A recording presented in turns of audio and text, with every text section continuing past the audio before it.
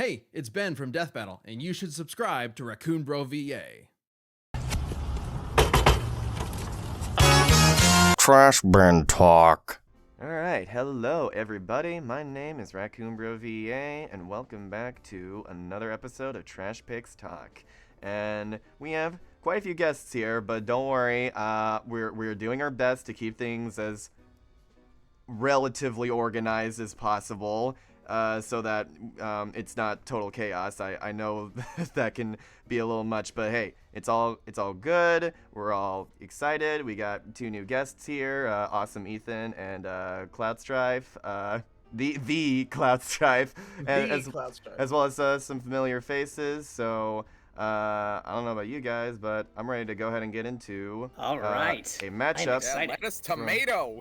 From somebody who is not been here before, but is a very familiar face.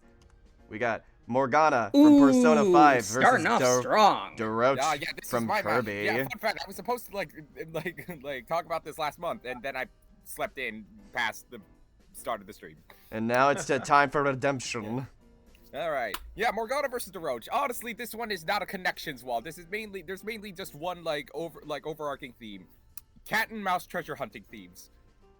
Oh. And there's like more connection. There's like a few more connections like to it down the line, but that's the main gist. Like you combine the cat and mouse chase of heists and like robberies and stuff with cat and mouse chase of Tom and Jerry into this matchup, and yeah, I don't know. It seems like I don't know. I think like especially with like the recent death battle, I think we're like due for like another overarching theme and vibes matchup, and I think this will do perfectly. It is Morgana's a very weird character when it comes to figuring out like who would be best for him on the show, especially since he's, honestly, like, a from what I've mascot seen, character. this is genuinely one of the best. Like, I loved Squeak Squad as a kid. It's just like it starts out. It's one of those Kirby games where it's like it takes the JRPG trope of start by finding a cat and end by killing God, which is most of Kirby games, honestly. Yeah, Squeak Squad is the game that gave Kirby's infamous kills God because they stole his cake reputation. But and with I haven't played Squeak Squad, so I can't say more. I'm curious how Squeak Daroach Squad was the first game that I was able to complete. Daroach is kind of he did make an appearance in Mass Attack. Yeah. So he does have a bit of a personality. He's kind of like, he's a very similar type of personality, like a gentleman thief type, super sneaky. Well, even more recently, he also was a playable character in the recent Kirby Air Riders game. Air Riders, He's my main. There's the game that gave everybody the ability to use copy abilities, which isn't really all in a versus sense. I Don't wonder. worry, I'm sure people want to use it. I wonder with It does Daroach. improve the dynamic of this matchup, though. Yeah, with Daroach, I wonder how he stacks up to Persona scaling, because it's Kirby scaling, so it's kind of dependent on Kirby. Yeah, in my opinion, he flat out dies because there's even if you want to be generous with dimensional tiering for another dimension, this is Persona in versus we're talking about. He's not beating that. SMT scaling is a Persona stats we have today. Well, my argument would be, does Morgana get that scaling? Yes. He does. Most of that scaling is Didn't you, exclusively for the main characters. Whereas you can make a better argument. he's that technically a Daroach main gets character. closer to Kirby scaling. It's like not to scale to what Joker can do. Getting into spoilers about the ending of Persona 5, which it's a decade-old game, so if you have not played it, then that's just your fault. At the end of the game, it's revealed that Morgana is I'm trying to think how to describe. He was a manifestation of just from the Velvet Room itself, from Igor. So with that in mind, you could justifiably make a scaling chain to probably get him up there with the highest of Persona and SMT. Yeah, and even then, he fights alongside Joker. I feel like that's good enough, that's good enough sound logic for scaling. Stuff he does fight Yaldabaoth and what's his name, Maruki. Yeah. I don't know if he has any almighty attacks though, as I've never played Persona 5 nor. I'm not sure. No, he does not. So Morgana's main persona, or actually no, his only persona is the persona of Zoro. It is a wind type persona that is specialized mostly in healing and win arts. That's the base persona, Yeah, though. He's that's also the- got that's Mercurius. Mercurius, yes, which is a persona that's based on the real-life mythological Roman god of speed, or like of delivery. Mercury. Yeah, Mercury. And then his final persona evolution is Diego, which is basically that's just another like name that Zoro has in certain like books. It's basically Zoro and Mercurius fused. Yeah, Yes. they did the fucking fusion dance. Can I have a theory, by the way, when it comes to Zoro's design, specifically the like first one you see, and you know he's got like a massive chest frame, and he like uses the sword, and he's got like the tiny ass legs. You cannot convince me otherwise that he is not directly inspired by Dr. Livesey from that Russian Treasure Island cartoon. Ooh, that would. You mean the guy known for his famous like Chad walk? Yes, that one. That guy. Oh, for the meme. The one that always plays with funk music. That dun dun dun dun dun dun dun dun dun dun dun. Yeah, is that like for the meme from a few years ago? Yeah, you cannot convince, because he also uses a sword in that cartoon, and the same way, and like while he's fighting off a bunch of dudes at the same time, smelling flowers. But yeah. I mean, he's also kind of built like, I don't know. I've seen like a few like He's built like if you look at TF2. Like, kind of heavy TF2. I was also thinking more Ernesto de la Cruz from Coco. Zoro. Like top heavy Dorito body. Yeah, the point is that it's triangular. Burrito body. That's a character design term I learned For a somewhere. very stumpy character like Morgana, he has a very very bulky persona. yeah. Oh, and that's before also getting into the fact that like Morgana's base weapons are also a cutlass and a slingshot as his gun. So yeah, what other like I don't know much about Daroach because I haven't played the games that he specifically headlights. So what can he do? He's mostly just got claws. He's also got like a star wand. Yeah, he has the thing. Tri-star wand. I wanted to say tri-staff. I was 80% close, but yeah, he could like sling, like attack with that. If you want to give him his Star Allies moveset, which Death Battle probably wouldn't do, you can also like why not have him summon the squeaks, like. But I mean, that's probably like teetering on like, is that like justifiable? That's fair, yeah. Or like also thanks to Kirby Air Riders, he could have an air ride machine. Yeah. So I'm picturing like an almost car chase type thing. Like Morgana in his van form chasing Daroach on an air ride machine. Air ride machines. Oh, and he uses some of the items for air riders to like attack it though. Like the high-speed chase, like in Joker versus Sweet he Tooth. uses the fucking exactly to like shoot at him, and then it goes with the fucking Monado cannon, like to that's big actually amazing. Yeah, You think it would probably all take? You think it would all take place in like just like Daroach's specific like a temple, or would it just be in Mementos in general? I think Daroach's palace would be cool, kind of like what they did with Joker Giorno. Yeah, I mean, like any Persona 5 fight in general kind of has to take place in the metaverse, like because because that's how their powers work. Yeah. What if it's just like a high-speed chase in Mementos? Ooh, that could also would work, be cool. It could be like maybe it could be like Daroach. Daroach heard there's a treasure at the bottom of Mementos, like he's trying to go steal the Holy Grail. Does he have a way of getting there? Like the treasure that the Phantom Thieves were like looking to get, so Morgana has to chase after it. Honestly, not too far off from a lot of Kirby lore, if I'm gonna be honest. I'm sure there's like some wacky. I will only accept this if the treasure is a piece of strawberry cake. I mean, yeah. Honestly... Oh yeah, it really tracks. Oh yeah, no, I could tell. Made of Get gold. one of those golden strawberry cake. It's like a fucking like trophy that you hang on your shelf. Maybe you can. Morgana's trying to get the strawberry cake for On. No, I was about to say that's how you justify Morgana being there by himself. Like maybe he has some internal dialogue, being like, "All right, I got an update about like a new treasure that just showed up. If I can get this by myself, surely Lady On will notice me." And then that's when Daroach like speeds. I mean, there was a time where past Morgana him. did like break off from the group and go out on his own. Yeah, but that arc kind of sucks. So. It did. It gave us Haru. It's a net positive. Yeah, okay, I just think it did give us Haru. I just think the Lady On motive is charming. But yeah, like the idea, but yeah, like whether it's Daroach's shadow, keeping having to guard it, or if it's just Daroach himself somehow having snuck somehow being transported to the metaverse, and then seeing it like a golden treasure like that, it's like, oh, this will make for some good money. Yeah. I want to see another 3D Persona battle, but like in the new style, because West vs. Mitsuru, it still looks good. It still looks pretty decent, but I would love to see their new Viz Post team tackle, especially something like out of Persona 5. I think they do a really good job replicating those cutscenes, the kind of ones that play for the team up attacks as well, just that same energy and vibe. The showstoppers, yeah. Wait, the idea that there's an if we're going to give Daroach the Squeaks, the idea that there's an all-out attack for the Squeak Squad, oh my gosh, that would be so cool. Oh yeah, then you could give Daroach a little splash screen as well. Yeah, literally. Oh my god, that's actually so funny sounding. Fire writing game, let's go. That actually sounds sick. I do think if it were 3D, it would have a unique style to it, like the most other 3D styles, because of just how these characters are, their art style pairs well together.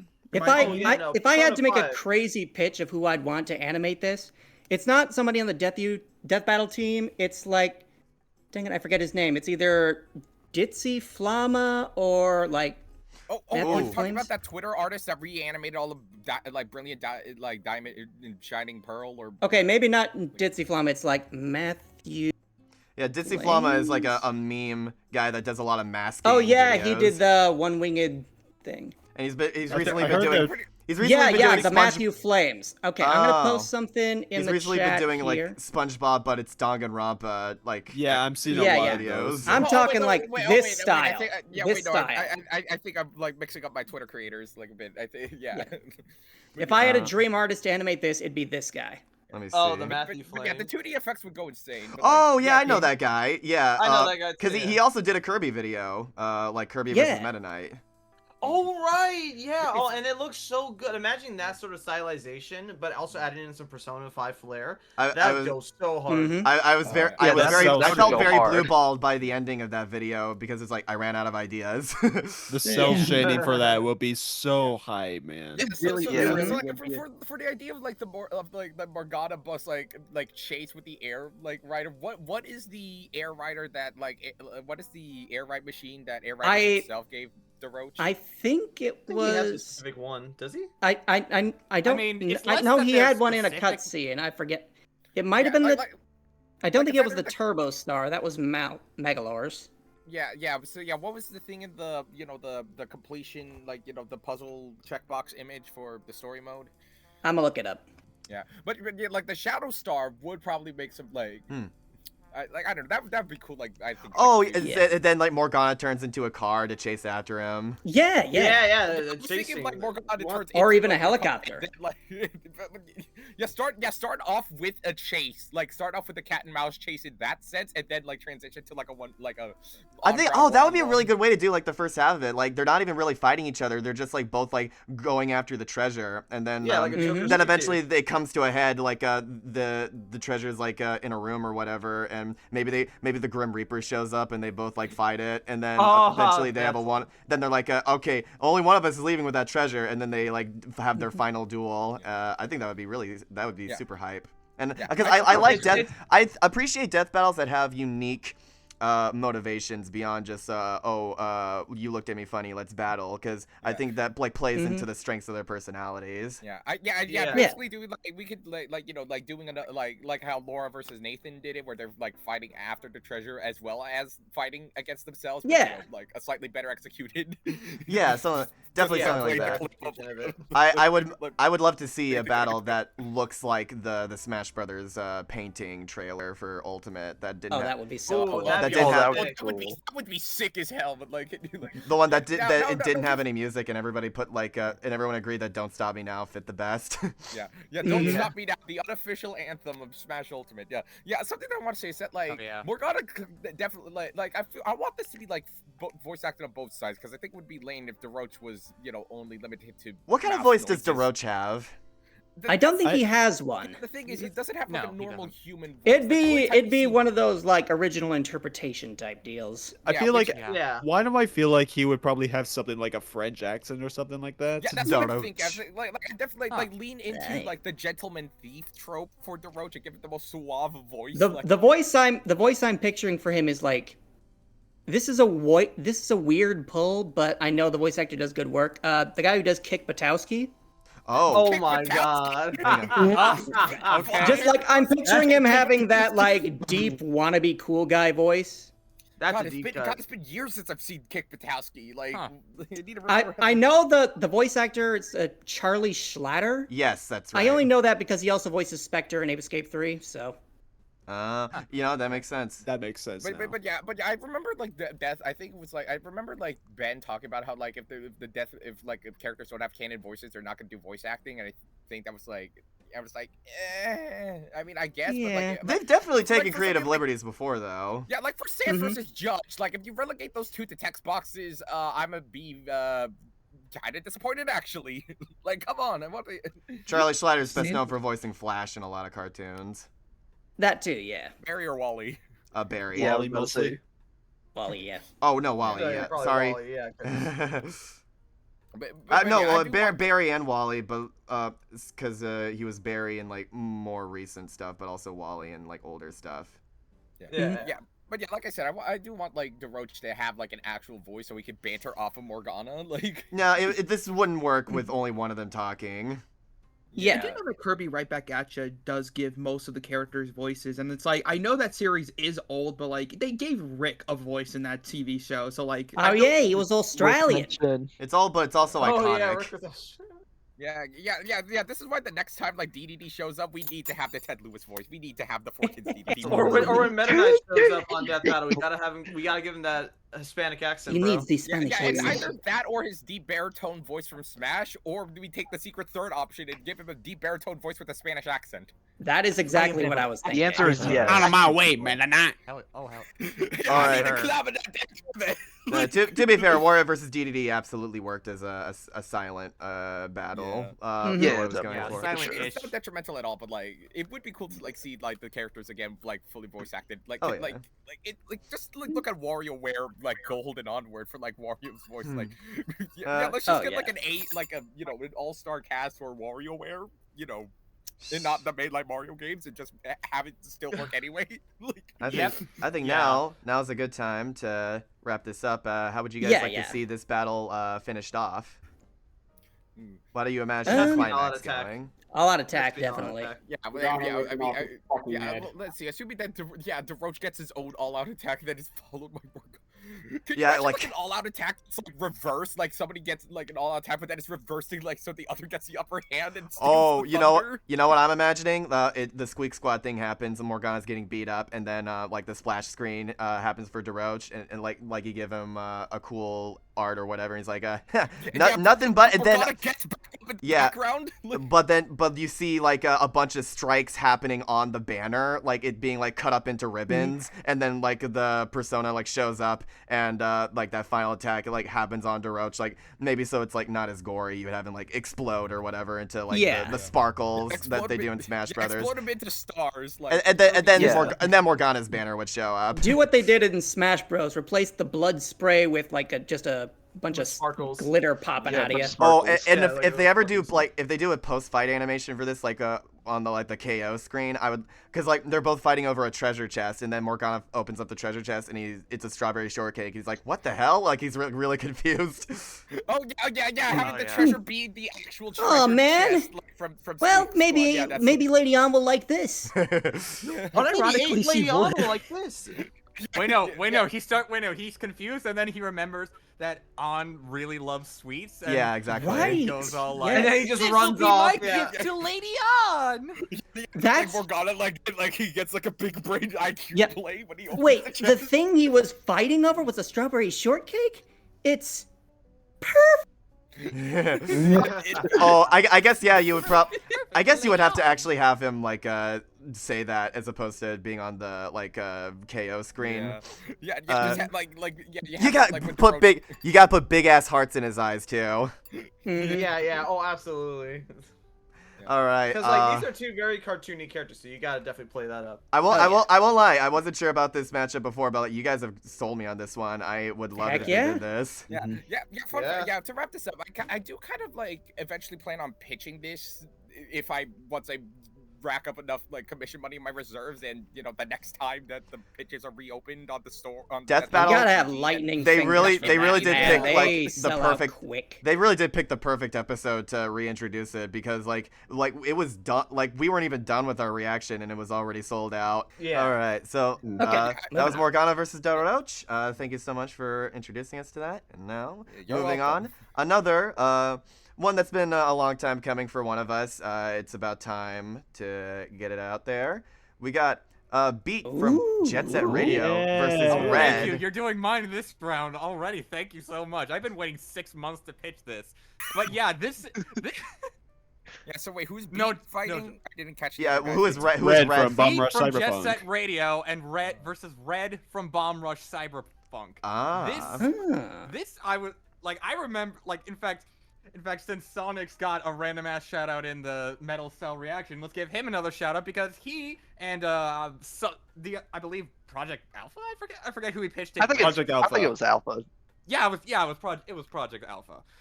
And so like he made the pitch video and like I was already sold on the matchup already because I was already like hyping up some ideas. But then I saw the pitch video and I was like, okay, this is absolutely fucking peak. Yeah, for those who are who don't know what Cyberpunk is. Yeah, for those who don't know what man. Cyberpunk is, this is essentially like kind of like a Scrooge McDuck versus Shovel Knight situation where it's like an old school game versus another one that's like heavily inspired by it. Oh, I see. Oh yeah, definitely. Yeah, definitely. And they both have Hideki Naganuma with the music. Oh, nice. And they he may or may not be available to work on the actual track for if this becomes an episode. Who knows? Who knows? Don't give me hope like that. Another excuse to get some cell shaded visuals in there as well, because how else would you do this one? Yeah, definitely. Oh shit! What? What's up? What? I mean, sorry. No. Sorry. I was just imagining Mortal's animation style with this. I was like, holy shit! Oh my god! Oh my god! Okay, I'm sorry. We're doing this thing. I'm sorry. I know we're doing that thing again, but like, in my defense, you said cell shaded, and I was like, cell shaded 3D. I was like, okay, come on. That is actually a Moro thing. Well, like, come the fuck off. I mean, I was thinking more. I was thinking more Luis, admittly. Yeah, Luis would also do a great job. You're just like fucking Syndrome saying like, oh come on, you gotta admit this is cool. Yeah, 100%. Okay. Cuts to Moro being trapped in a straitjacket, Gerald Robotnik style, by the Death Battle crew. Oh no.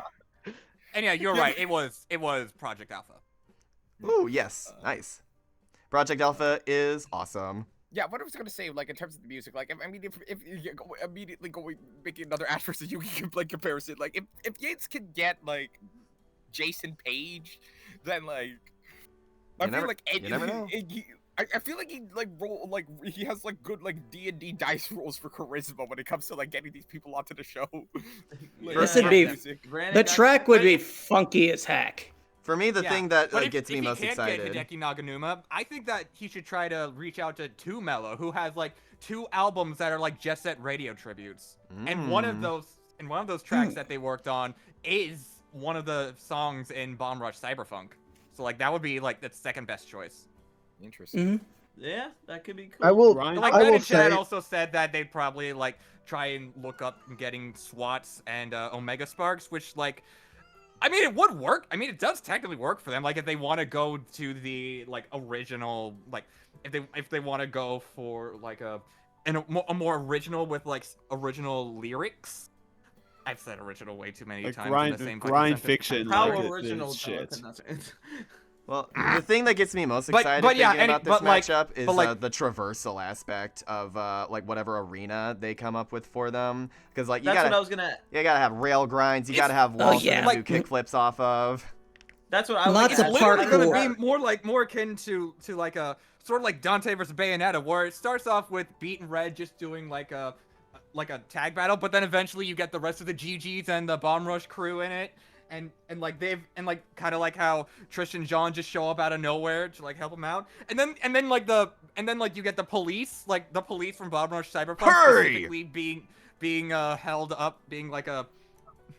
Well, I don't know what that hurry was, but anyways. No, I was making a Subway. That was a Subway Surfers reference. Yeah, Subway Surfers. Ojishima, that's the police chief in Jet Set Radio, like led by him, and then you got he just gets clowned on like he does in Jet Set Radio, and then he goes like damn because he misses it, but then like out of nowhere you get the fucking robot kaijus from Bomb Rush Cyberpunk, because yes, you do actually fight robot kaijus from the police in Bomb Rush Cyberpunk. What in the hell? Actually, and that's not even the that is so cool. the biggest thing that Red fights in the game.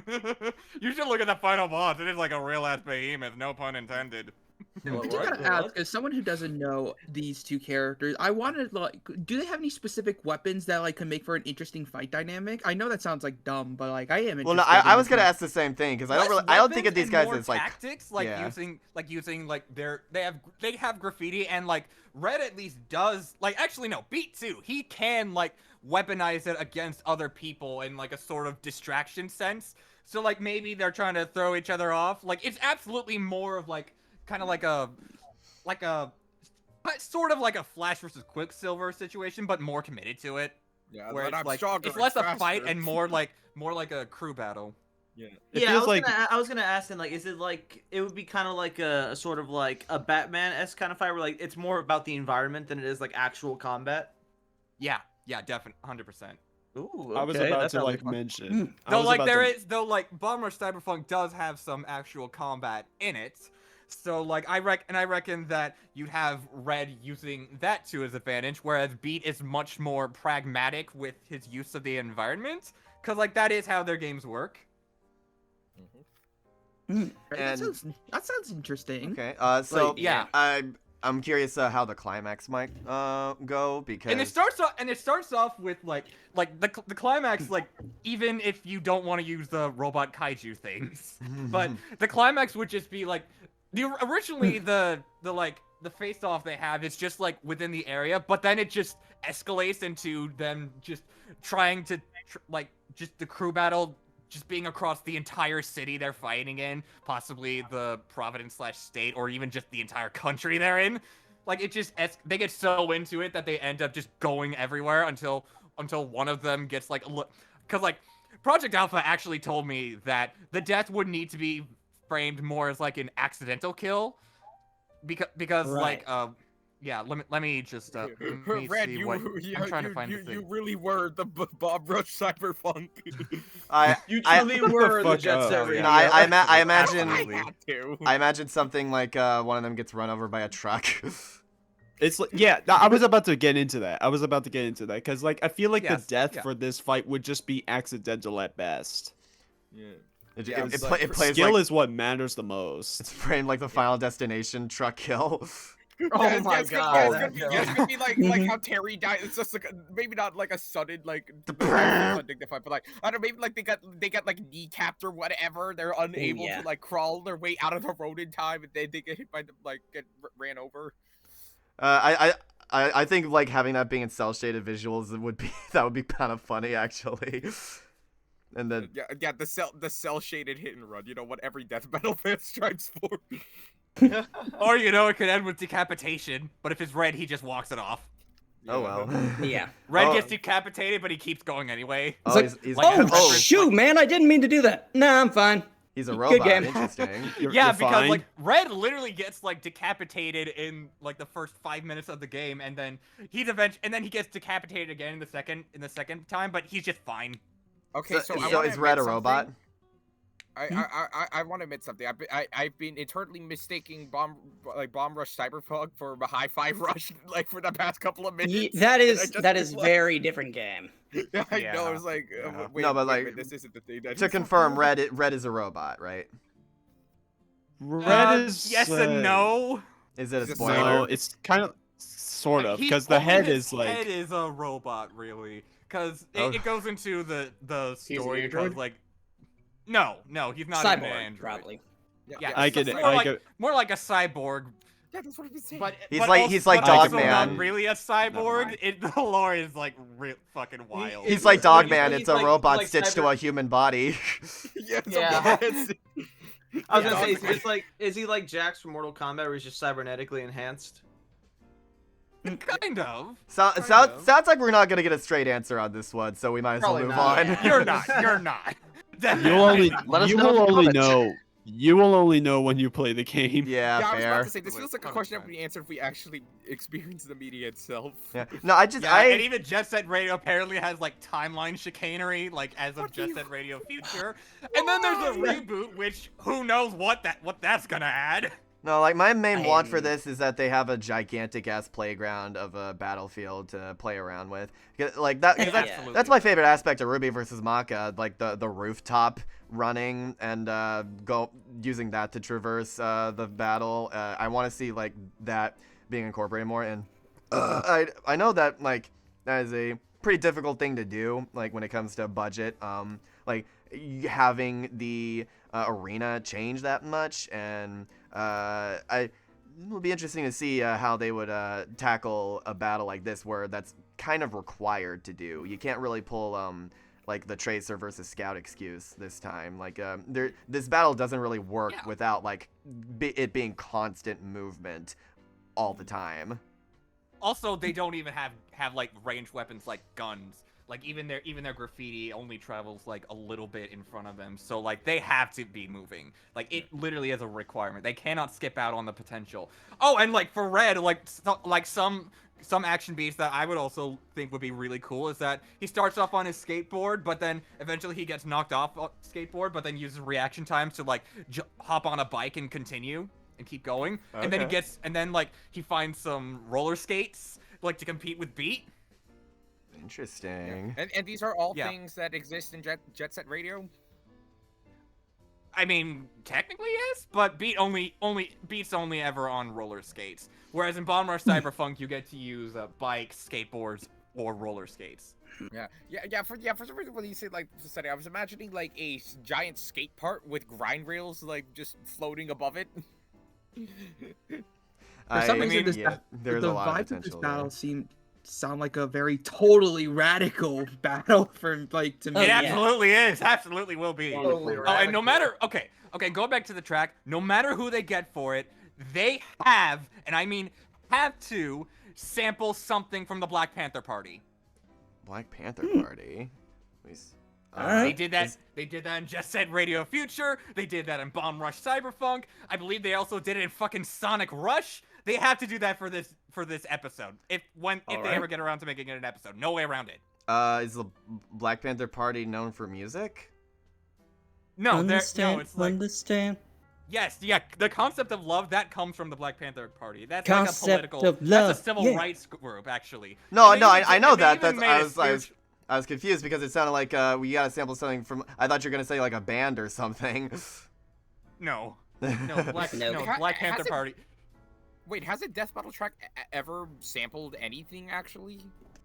I think maybe they did it in like the Sussy Beans track, but that is kind of like a stretch. I'm not counting interpolated like renditions of remixes of tracks. I mean like taking a how samples work in like. I'm pretty sure Mario vs. Sonic's track like had some sound effects in there. It had the Starman theme, like when Mario went. Yeah, again, that's not really a sample. That's an It's more of motif. Diegetic. It's more of a remix than like. I could be something from. I could be thinking of sound effects from the actual episode. Never mind. No. What I'm saying is like when I say samples, like you take like a short snippet from a song and add it to your own song, like with like editing and whatnot. It's what the Sonic Rush games did. Think of it as like what MC Hammer did with Super Freak. Well, I know what sampling is. I was just trying to think of like the closest scenario. Off the top of my head, no, I can't really think of any time that they've done that very blatantly. Yeah, neither can I. Because like they always just recreate it with their own instruments. Interesting. Yeah, even the Samurai Jack like theme song at the end of Watch Out Samurai was like yeah, it was that like was all Brandon. Like rendition. No, Yeah. it was all Theirwolf. Like What? Oh right. No, it was Theirwolf. Yeah, it was Theirwolf. Yeah, it was Theirwolf. Like he even sang the lyrics to that himself. Okay. Thank you. You're welcome. My bad. It's fine. All right. Is there anything else you wanted to talk about with this one? Let it be known that Sonic Rush's final boss features Malcolm X. There. Okay. Okay. Cool, well then.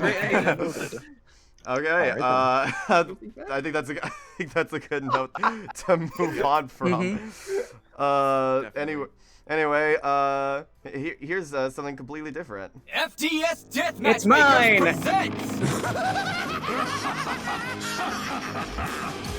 Oh my fucking god. Really? Sweet Tooth? Hang on, I'm interested.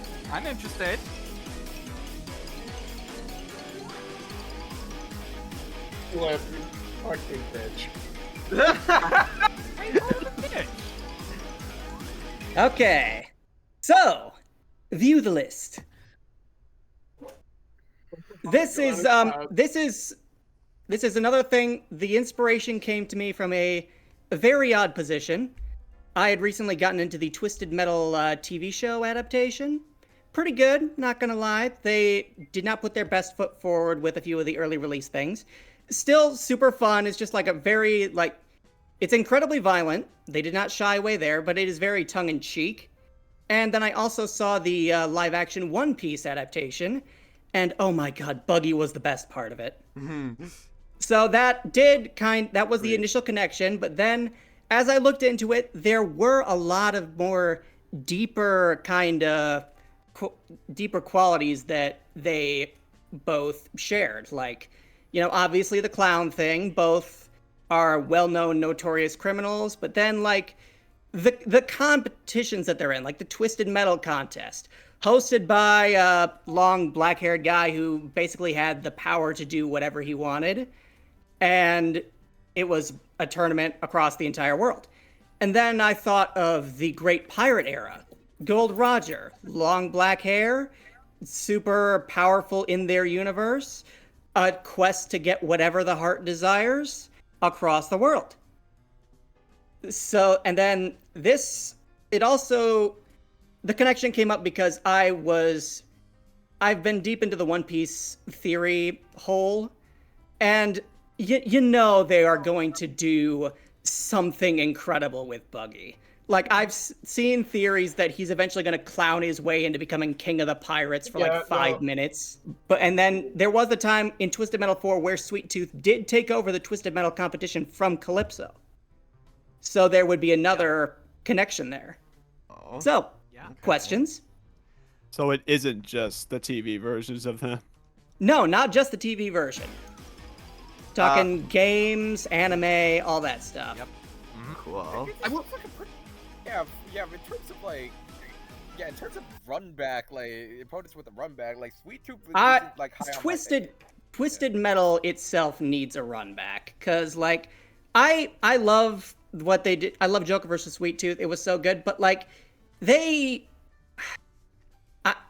it says right here, it was focused on more Sweet Tooth the car than Needles the driver, because his name is Needles Kane, and they even put Sweet Tooth in the title. Oh, so that's why you titled it Buggy versus Needles Kane. It's exactly more on the clown than the car. I think precisely. I feel like that inherently though is kind of like an issue, not an issue, but like something you just run into with a series like Twisted Metal, where it's like, at the end of the day, it's a video game series about fighting in cars. So like it is mostly the cars, but I guess to be fair, we don't call it Johnny Cage versus Blue Falcon.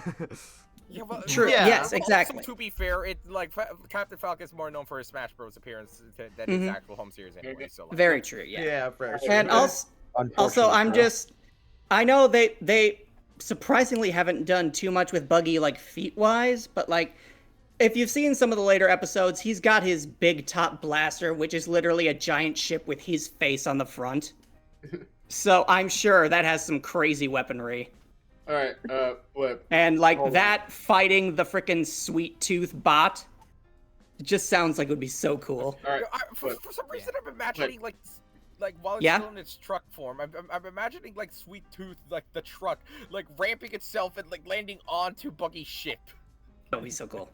Sorry, Steve? No, Oh, that'd be. but Flip, I would. How's this keep happening? All right, but Flip, I will only accept it if we get this. I'm putting it in chat. That is precisely what I was about to bring up. And he does have a car. Oh, yes! The Buggy car. Carrie put it on Bada screen. car. That is, I was precisely about to bring that up because, yes, he does have a car mode. So that would be like a good, like, where's your car? Oh, don't worry. I am my car.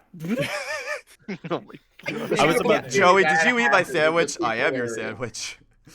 And another thing I would like to touch on is, like, I know Sweet Tooth's most, like, popular portrayal is that he's just a cold, heartless serial killer. But, like, in several of the games, he is kind of a goofball. Like, his main reward in Twisted Metal 1 was Harold the Bag, which is literally just a bag filled with an unknown substance that he considers alive. In Twisted Metal 2, he just wished that he could be a bug crawling in a field. And then in, like, Head On, he's still pretty funny. He's more like a Beetlejuice type, where, like, he wins the contest and he actually wishes that he switched bodies with Calypso. Calypso in Sweet Tooth's body gets shot by Calypso's guards, and then Sweet Tooth in Calypso's body gets basically everything he had. Of course my status as the community's resident swap nerd, body swap included, would follow me into this, because of course it would. Not that I'm playing it, I'm just saying. But yeah, like I said, I'd like Sweet Tooth to be given a more, like, accurate overall portrayal instead of just focusing on Twisted Metal Black and Twisted Metal 2012.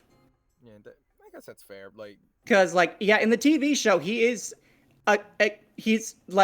he's built and designed like the modern, but his personality is way more, like, goofy and wisecracky, and he's just a funny guy. An actual clown instead of just a killer in a clown mask. I'm sorry, Flip, we but need I've just more been actual imagining funny this clowns. I've just been imagining this analysis of, like, them talking about Buggy. It's like, yeah, no one's taking him seriously. He's got one of the highest bounties. What the fuck? He was on Gold Roger's crew. Excuse me? Gold Roger's crew. He's got Crocodile and Mihawk as his underlings, technically. He is currently one of the 4 Emperors of the Sea, which is literally the strongest 4 people on the entire world. See, the real question is, who would be flabbergasted, Wiz or Boomstick? Both. Hopefully. Yeah, both. Like Wiz going over, like, Buggy's, like, just like sheet of, like, Buggy's perfected ability to fail upward is incredible. He got accused of doing a prison break that he had no part in. He was literally just there when Luffy did it, and he got all the credit for it. Him with Luffy. Then he became a warlord for no reason. And he became a warlord. He started out as a warlord because, like, he basically used the Marineford arc, I think, to kind of weasel his way up. Then he immediately dropped that as soon as the warlords were, like, one of his funniest moments is, like, when the warlords of the sea were disbanded, which is basically, like, the 8 pirates that were controlled by the Marines. They got disbanded because of something I forget, and every single warlord is squaring up to fight the Marines, and Buggy is looking for an escape. Like, he's thinking, all right, while you all focus on taking out those Marines, I'm going to get as far away from here as I can. Yeah. Bye. The secret Joestar technique. Exactly. Have fun. It's like, and yeah, wow, this look kind at that. of A did clown spark actually because trying I to be forget funny. who, but somebody did ask if Buggy had any good matchups, And I was kind of keeping this close to my chest because I knew this would be a good one to talk about. Well, I know there's that one character from Legend of Zelda. I forget his name. Girahim? I think so. Legend of Koga. Zelda Breath of the Wild series. Oh, Groose, you mean? Yeah, Groose. No, Groose is in Breath of the Wild. Groose is in Skyward Sword. Skyward Sword. Yeah, he's Skyward Sword. I think I saw Buggy versus Hisoka on like a Death Battle cast. Oh, nah. No, Or a ballot banter. No. And I'm like, I do not want to talk about Hisoka. Are you trying to talk about the Koga, like the Yiga clan guy for Buggy? No. Master Koga, yeah. That might have been who they. Yeah, that's who I was thinking. That's what I've been saying this entire time. That's Koga. Oh. Sorry, Steve, I couldn't hear you. Sorry. Did Koga exist? I'm assuming Koga is dead by the time Tears of the Kingdom events happen. Well, he's in Tears of the Kingdom. Around. Koga's around. He's alive and well. No, Koga's honestly like a Team Rocket like villain. He just survives like these insane explosions. Yeah, That's pretty crazy. much. Alright, but yeah, what I'm saying, like as for like Twisted Metal reps, I guess like Needles, because like as far as I know, the only other He is the most iconic. Yeah, in terms of like other Twisted Metal reps, the only other one I could possibly see on Death Battle is Calypso himself. I was about to talk about Calypso. I've got a matchup for Calypso that I might bring up in a later one, but No. we'll see. I just want to bring up something. I just want to bring up an interesting concept for this. Now that you mentioned Calypso, what if like Buggy's actually trying to like win the whole, cheat his way through the Twisted Metal contest just to get that specific wish? Yeah, what if his wish to be is king to of the find- pirates? Yeah, one of his wishes to be king of the pirates. I know. Calypso versus like, Am from I Have No Mouth but I Must Scream. I think is one that gets talked that about. is one of them. Yeah, continue, Yosh. I just want to bring up Calypso because I just fucking love him. It's just like He's so thank you for charming. playing Twisted Metal. I am Calypso, and I thank you for playing Twisted Metal. My favorite ending is the one with the cops. And he's like, "Oh, world peace, but now you guys don't have a job. Ooh, my monkey's Twisted paw." Metal 3. And it's like, okay, but like That's it's still so- world peace. Like it's not that It's so bad. dumb, but yeah. Yeah, it's like, what are you gonna do now that the world is like is in chaos? I mean, it's go still work at a peaceful. Starbucks, I guess. I don't know. Yeah, it's like Yeah. I'm just gonna go to my local Barnes and Nobles and read all the Where's Waldo books. All right, bye. Yeah. I said something about Anywho, this Then is again, would this is world one of my peace even favorites. require you to... Sorry, would world peace even require people to have a job? Probably not. Good point. Huh. Like the concept of money is just outdated. That's a funny. That's interesting to think about. I could honestly see, like, bringing up Calypso, I could honestly see that, like, Buggy manages to pull out a win against Sweet Tooth, and he's like, "Congratulations, what is your wish?" And then he completely twists it to screw Buggy over. Yeah, I can see that. Yeah. Do you think I Buggy also wins do this? I wish to become king of the pirates. I have no Sorry, idea Ghost because, Garage like, execution again. the machete isn't going to do much against Buggy. Sorry, We Steve. know Steve, you said like an execution because he was the king of the No, pirates. it's like Buggy wants to become king of the pirates. Oh Just my switches gosh, Buggy's yes. place with Roger. Wait. Oh wait. Oh yeah. Can his head detach? His head can detach. He was literally sliced to ribbons by Mihawk. So mostly his main method of being damaged is blunt force, which is why Luffy can handle him pretty easily. I see.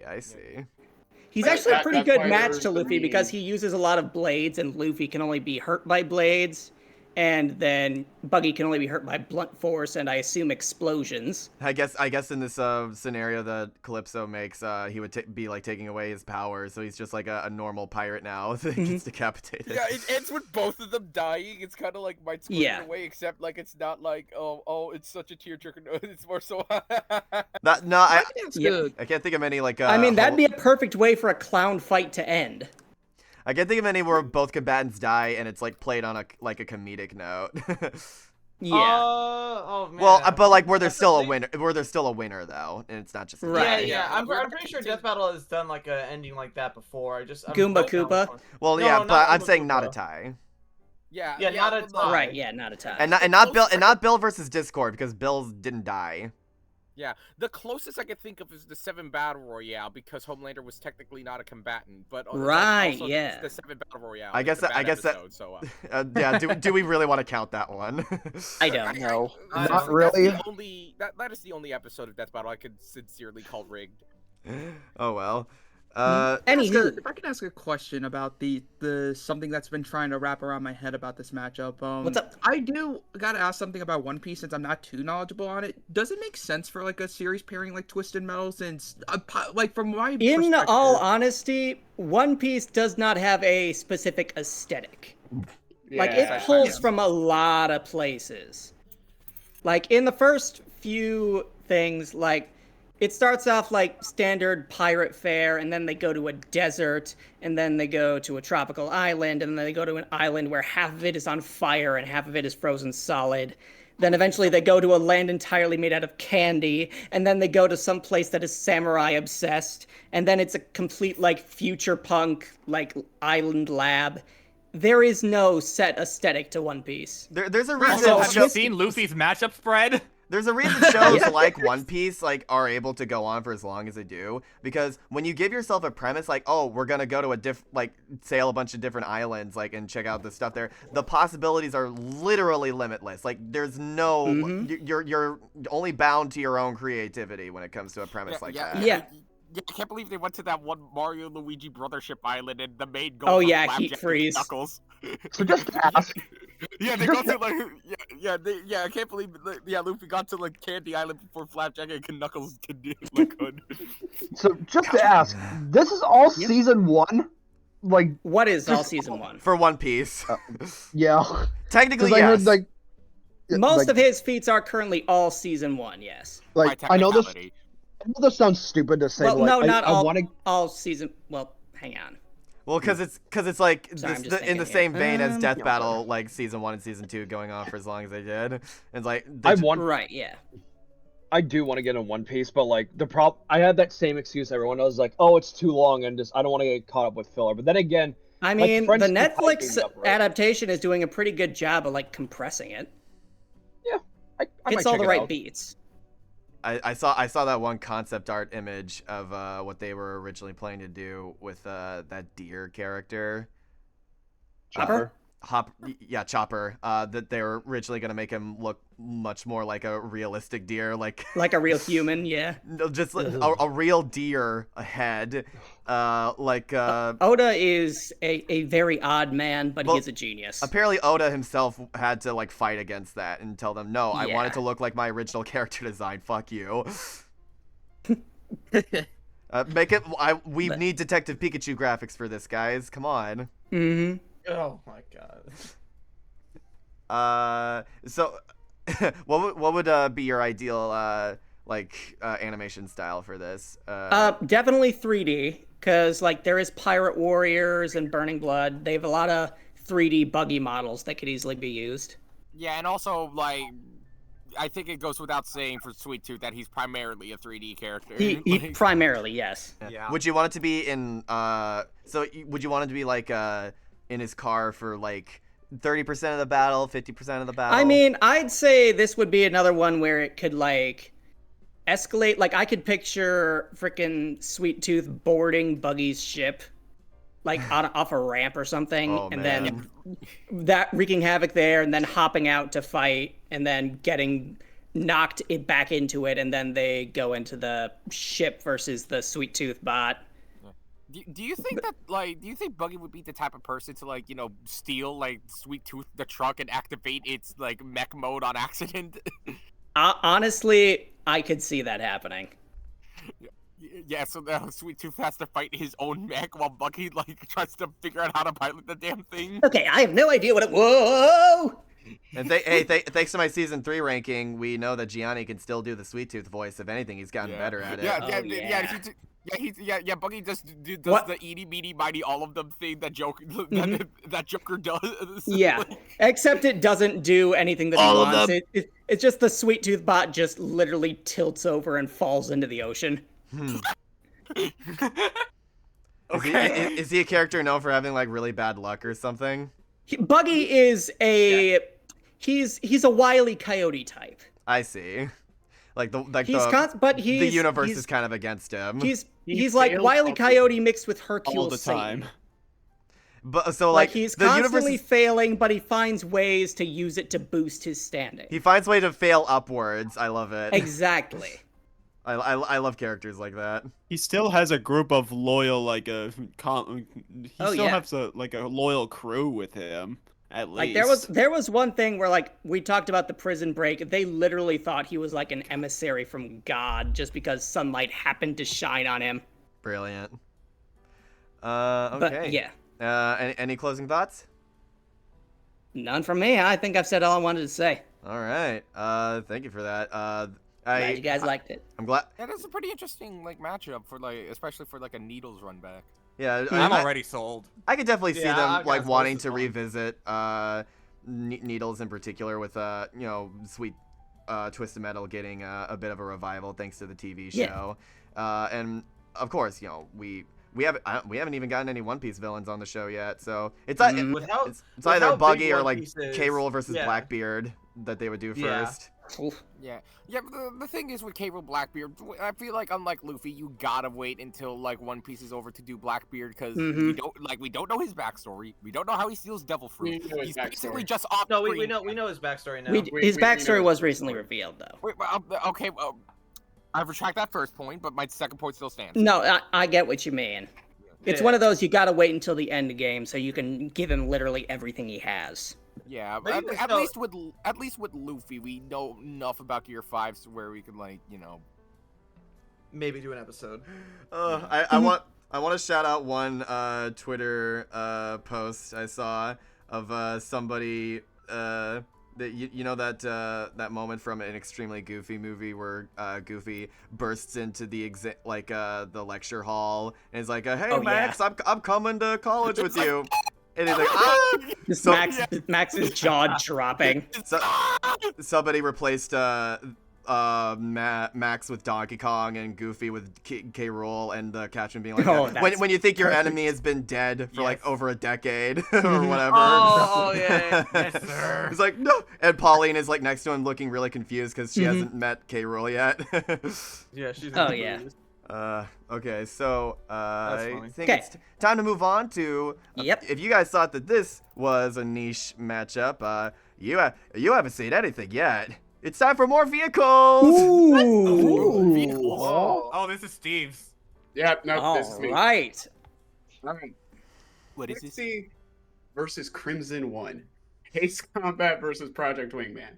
For those who don't know a thing about Ace Combat, imagine Metal Gear but with planes. Anyway, that's all you need to know. That's all you need to know. Okay.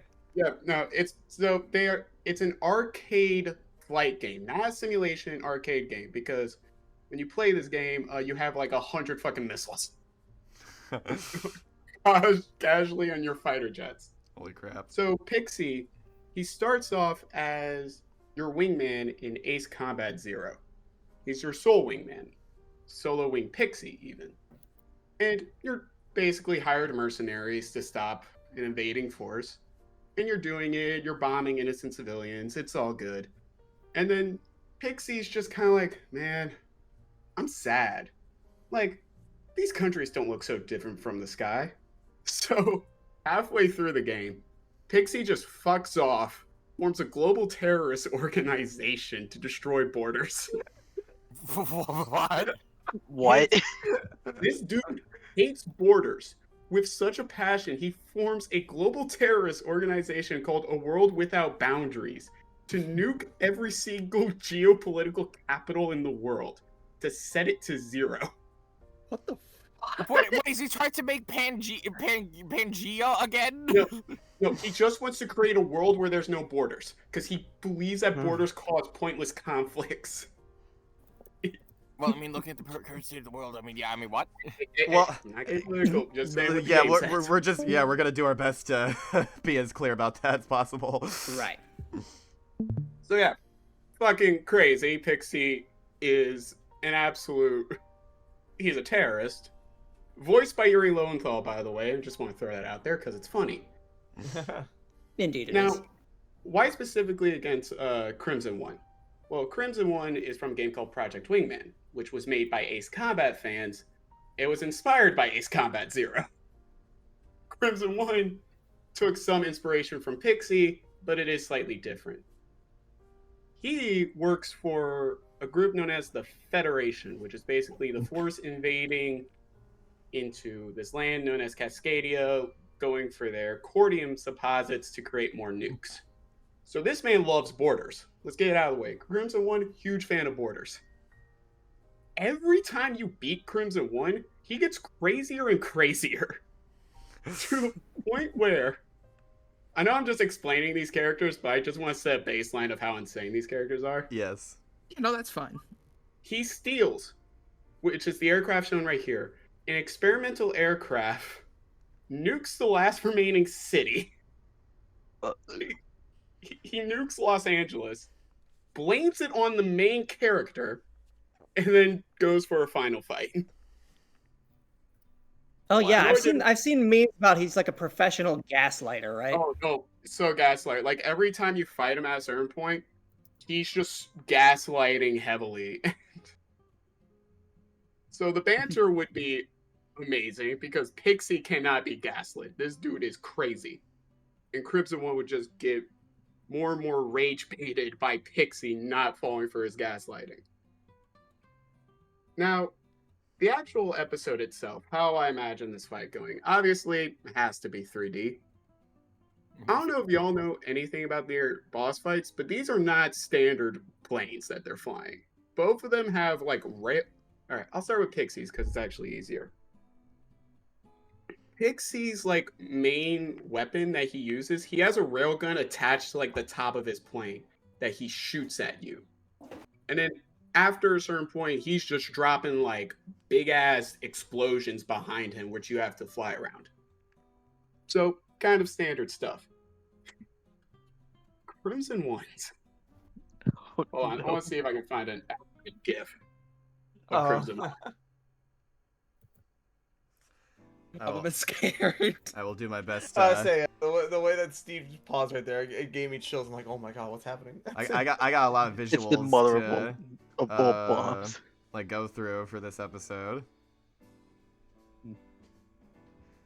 Yeah, I can't find it. Basically, he's shooting at you like 20 different railguns.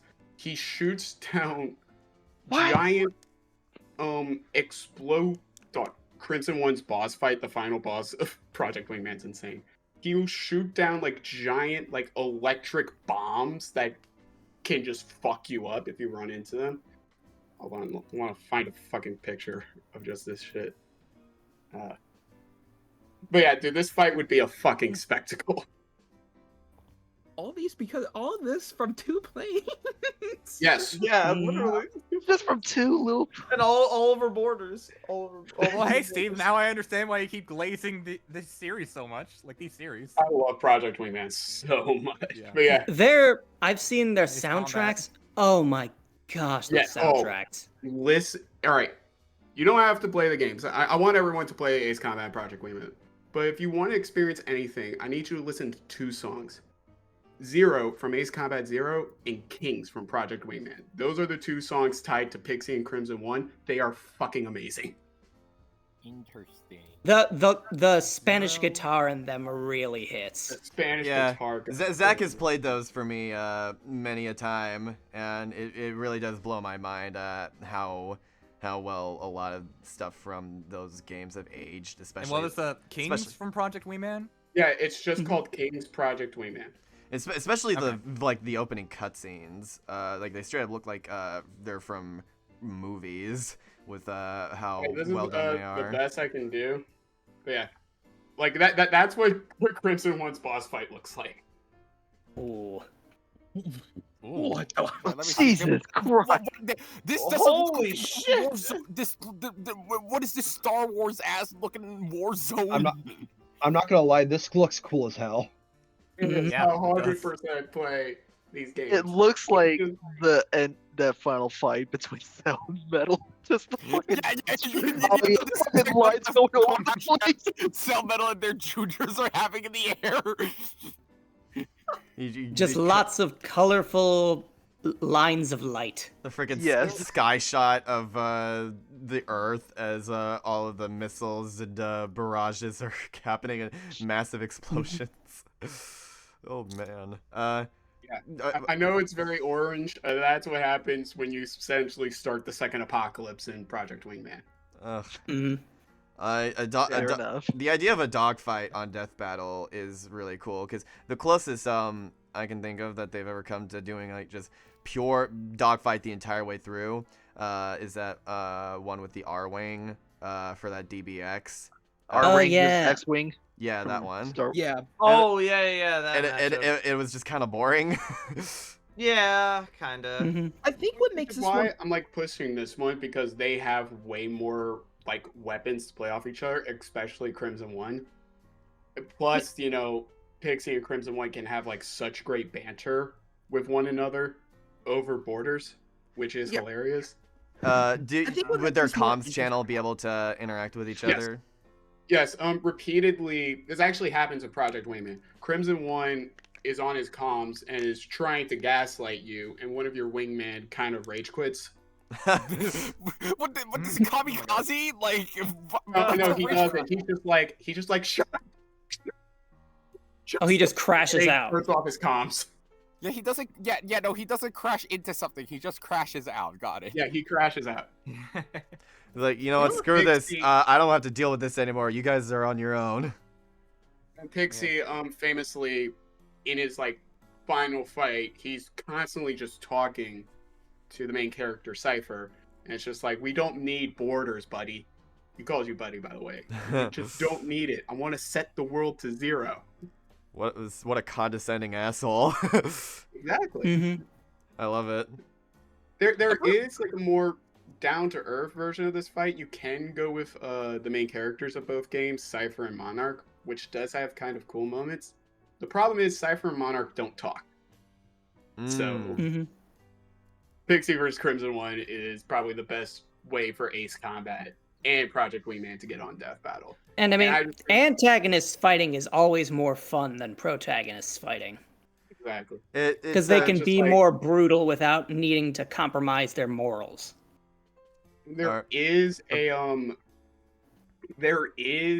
commission track that was posted 2 years ago by Fairwolf called "The World with No Kings," which goes hard as fuck. Everyone listen to it. Oh, I have. I don't It's think so good. So. Then again, it has been 2 years, so like. Yes, this is legitimately like, it would just be so much fun to see, because to throw this out there to show how popular these series are. Someone did make a video like 4 years ago of Pixie versus Crimson One, and it has 257K views. Oh man. No death battle attached to it. You add Ace Combat, the fans will come in. That does feel like one of those ones where it's like they're tapping into a like brand new fan base that has barely been like acknowledged, and by doing that, bringing in a whole new wave of people to spread the word. Like kind of like anytime they do My Little Pony and it gets like on the Equestria Daily like front page, that it's a similar principle with a dedicated fan base like this. Do you have an idea of who would win this one? And if you don't, like, what do you think it would come down to? So the interesting thing about Pixie's plane, something I forgot to mention, the only way to actually beat Pixie's plane is to joust him and shoot his exhaust ports. That's the only way to defeat Pixie. It's always Crimson One. When you play that, he's relying very much on like all of the shit he is throwing at you. So the question becomes, who's the better pilot? And more importantly, can all of the shit Crimson One throw just kill Pixie without needing to like joust him? You know what? So that's where I think the debate actually comes down to. It is a fun debate because it doesn't really rely on stats. It's just more of like a more abstract thing of who the better pilot is. And you know what? That does tap into Ben's recent stance when it comes to how they do matchups, or they like the connections are important, but to them the biggest priority are like what kind of questions does this matchup raise? And are they like interesting questions that go beyond can this person like kill the other one fast enough?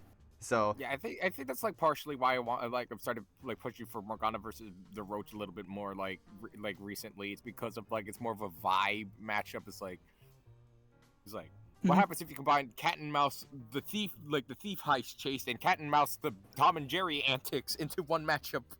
And so with this one, the question becomes, does like stalwart defense hold up against throwing as much shit at the wall as possible and seeing if any of it manages to get through? Yeah, the unstoppable force versus a movable object like type of thing. And I will say, like, but both of them end up losing. But that's not really spoilers because that's just how video games are. Right. So, these are the main enemies. That makes sense. Spoilers. Spoilers. Like, you're telling me the big was bad a loses? No way! Good guy. Oh my I god. said the other would nuke the city full of people after a fight ended. Oh my, Pac-Man's a bad guy? I find this matchup much more interesting than what DBX did with X-Wing versus R-Wing because, like, it feels like there's a lot more going for these two planes than just, like, they are planes. Like, there's a lot of, like, combat that they can do, and from what I've heard, apparently these series are, like, really good with their lore, apparently. Yes. Or at least, like, Ace Combat is. Yeah, Ace Combat lore is, like, very well-kept, tight-knit, and the actual Ace Combat Zero takes place during like a very important part in the history of the world of the Balkan War, because that basically sets off like so many other fucking things. Pixie plays a part of it, so you can explore that a bit. And with Crimson One, while the lore isn't as like deep or as long running, Project Wingman still has a very fascinating lore because it takes place in an Earth 100 years after an apocalypse, and it's just basically a bunch of like, there's the Federation, which is the big government, and then there's Cascadian, which is the West Coast fighting for independence. Like, it is fascinating how much you can explore with these two just off of, like, one game for Project Wingman and an entire series for Ace Combat. And you don't even have to explore all of Ace Combat, because in the timeline, Pixie, Ace Combat Zero is, like, right in the middle. It doesn't even get to, like, later on with like the Corpo Wars that happened in Ace Combat 3, the fall of Usia. There's just so much that can be explored, and this fight would just be hella entertaining to watch. Yeah, I like this idea now. I'm sold on this. I'm really sold. Yeah, this is fun. Yeah, it sounds fun. And also, fun fact about Crimson One, just because I talked about voice actors earlier. The developers of Project Wingman randomly found a voice actor in their Discord because it was a Kickstarter, and they were like, you probably do well as Crimson One, so you could probably just get that guy to voice Crimson One again. Oh, that's hilarious. Oh, that's cool. Yeah, that's amazing. I love that. That's awesome. Just a general question to ask. Love Like, have we voice acting ever stories even like that. have we ever even gotten like say something like a plane battle? Well, no, yeah, Because I know that's we what I got was something talking about before. No, I don't think we have. Oh. Yeah, no, we had car battles, right? Like technicality, but like not a full on like dogfight in the air. Oh, you go first. Okay. The only thing I can remember is like the DBX with the Star Fox versus the. That's what I said. Star Wars. Yeah. Fuck, my bad. No, the other example I was gonna bring up is Fox versus Bucky. The very beginning of that fight is the closest I can think of with an aerial battle. I guarantee you that was exclusively for the Slippy slander. Yeah, because that was the only joke that people can make about that character back then. Oh, wouldn't it be funny if we killed him? That's why Terminal Montage. I found Peppy to be more insufferable of a teammate than Slippy. Wait, who said that? That's why Terminal Montage is my favorite version of Slippy, because like they do the cliche, oh, Slippy died, but then he becomes like a badass like desert like raider that teams up with Samus Aran. That is peak. Yeah, and then you have like Falco is like, no. Man, yeah. So with this one, obviously it would be a 3D one. Do you think do you think we would ever see the pilots themselves, or do you think it would just be voice comms? we know what Pixie looks like. No one knows what Crimson One looks like. There is fan art that exists. I think it's Captain Spades. I had it as my profile picture for a while of Crimson One, which a lot of people said looked like me. I don't know what that says about me. Oh yeah, that profile picture. You had that for a long time. That profile picture is the closest, but there is actual because the whole point of Ace Combat Zero is they are interviewing all of the Ace pilots that were fighting in this war against Belka about the main character Cypher, and they interview Pixie. Pixie ends up living. So here, I'll actually just. I'm assuming. Are you pulling Post something it so that y'all know what he looks like. Yeah, this is what Pixie looks like. All right, Just a all chill. right, all right, let me see. He looks cool. Yeah. Yes. Honestly, Yes, that is not what I imagined. I imagined something more anime-esque, honestly. And Pixie is so that actor was dubbed over by Yuri Lowenthal. Yes. Oh wow, cool. Here's this. Would be really funny if it's a 3D fight, but then the characters come out just live action. That would be really funny. That would be that would played be by Liam hilarious. That'd be wild if they could pull that off. Yeah, that would The actually Crimson be One's sick as appearance is fuck. just off screen at all times. Just do what they did with Amuro, except it's a live action person. I mean, I could see I could see Tyler Tackett being willing to do that. Finally, do the nerdcore thing of green screening somebody onto a 3D background, just fully bridging that gap. I feel like there with how many JT music videos do similar shit like that, and having a practical background for the cockpit, but then cutting away into the 3D battle. Doing something like Iron Lung would be awesome, man. I think I mentioned this somewhat recently somewhere else, but imagine they do that that nerdcore rap battle thing of having 3D 3D models for being the green screen backgrounds for live action characters, and if you want to do say Han Solo versus Captain Kirk in live action, that's how you do the inside of the cockpits of the Falcon, the Enterprise. Maybe, but I think with this, you would potentially have it be from mostly Pixie's perspective, and that you're hearing Crimson One's voice the whole time, and he's just a plane, and then maybe if Crimson Boomstick would say, in the end, Crimson won. But if Crimson won the battle, maybe his plane would be crashed down on the ground, and the cockpit would open up, and you'd see that's when we would see his face for the first time, and they'd be oh, cool reveal. Yeah. It's actually fucking cool. Holy shit. Does Crimson One wear a helmet? We don't ever see the pilots. It's assumed that they wear helmets, but legitimately, you do not know what any of the characters look like in Project Wingman. Yeah, it's all about the I don't know. I feel the best thing would be a dead hand shot, or at least the head is obscured in shadows while we see Well, it could be similar to how his death actually happens in the game, where he does this big speech about remember me. And he crashes in the ground and just causes a big ass explosion. Do you think the winner would fly off, or do you think maybe would you prefer it if they had to eject out of their plane, or they went down with their plane and they went through the wreckage? I would prefer kind of staying close to Ace Combat Project Wingman if they just fly off. Okay. Because that's more even during the toughest battles in those games, your ship may be at 99% damage and you're barely hanging on, but you always fly off. Gotcha. Because that's victory, you flying off. I want this to be a dialogue heavy one. I need their it would be so much if they get the dialogue right, this would be one of the most entertaining exchanges to see. It's got to be a philosophical debate of epic building destruction proportions.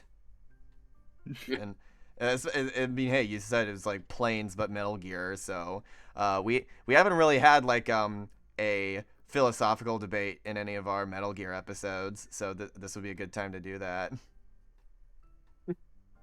I know I ranted. It made no sense. I apologize. I just really love this matchup, and I want No, to see you're it. good. No, I like No, it. you're good. Oh no, it's awesome. brother. This sounds Yeah, freaking look, awesome. yap away, like Rant away. That's what this show's for. yeah, I'll be doing that the next for the next time I appear on like trash picks like trash picks talk, because like I got a matchup in store that I'm gonna be having to rant away, so you guys can even understand it. Well then, And I implore everyone, play Project Wingman, and then play Ace Combat 7, and then download an emulator, and then play Ace Combat 0. I mean, yeah. At the end of the day, this is all about like shilling our favorite stuff and indoctrinating the impressionable viewers. Yeah. You will support Morgana versus Daroach. It's just a gif of Mr. Peabody doing the hand gesture. Yeah, he's doing the hand thing. It's like The Jedi mind trick. Oh yeah. Well, All right. Well, I think for this this final matchup, this is our members special. It's been a while since we've done one of these. Thank you for being a member. If you want to be have your matchup featured on the channel, be sure to become a member today, and I will make a post for you to suggest something on. But today, Cronathegoat returns with a very, very popular matchup that I don't think we'll need the force hand trick for, and to show it off we need to use a very, very iconic next time trailer for it. You guys will recognize this right away. From our boy FMT Death Battle. Oh, goody. Ooh. Next time. What is this? Indiana Jones versus Jack Sparrow? Boy, this is incredibly cinematic. Oh, shit. I know what this is. Oh, there's only one of two like options that. Oh, all right. Yep.